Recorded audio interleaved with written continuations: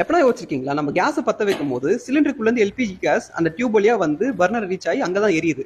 ஆனா அந்த எரியிற நெருப்பு ஏன் ரிவர்ஸ் ஃப்ளோ ஆகி டியூபுக்குள்ள போய் சிலிண்டர் ரீச் ஆக மாட்டேங்குது? ஒரு ஃபயர் உருவாக்க நம்மளுக்கு 3 முக்கியமான விஷயம் தேவை. ஒன்னு, ரொம்ப கெமிக்கல் எனர்ஜி அதிகமா இருக்கிற ஒரு கேஸ் வேணும். ரெண்டாவது, அந்த கேஸை வந்து ரியாக்ட் பண்றதுக்கு ஒரு கேட்டலிஸ்ட் வேணும், அதுவுமே கேஸா இருக்கலாம். மூணாவது, கொஞ்சோடு ஹீட் வேணும். இந்த ஹீட் எதுல இருந்து வேணா உருவாயிருக்கலாம். ஓகேங்களா? அந்த சிலிண்டருக்குள்ள இருக்க எல்பிஜி கேஸ் தான் வந்து அதிக கெமிக்கல் எனர்ஜி இருக்கிற ஒரு பொருள். வெளியே இருக்க அட்மாஸ்பியர் ஆக்சிஜன் தான் இந்த இடத்துல கேட்டலிஸ்ட் ஆக்ட் ஆகுது. ஸோ இந்த ஆக்சிஜனும் இந்த எல்பிஜி கேஸும் மீட் பண்ற இடத்துல நம்ம ஹீட் அப்ளை பண்ணா நெருப்பு உருவாகுது. அதெல்லாம் நீங்க அந்த பர்னர்ல அந்த ஃபிளேமா பாக்குறீங்க. ஆனா அந்த நெருப்பு ஏன் திரும்பி ரிட்டர்ன் ஃப்ளோ ஆகி அந்த சிலிண்டருக்குள்ள போகாம இருக்குன்னா, அந்த சிலிண்டருக்குள்ள ஆக்சிஜனே கிடையாது.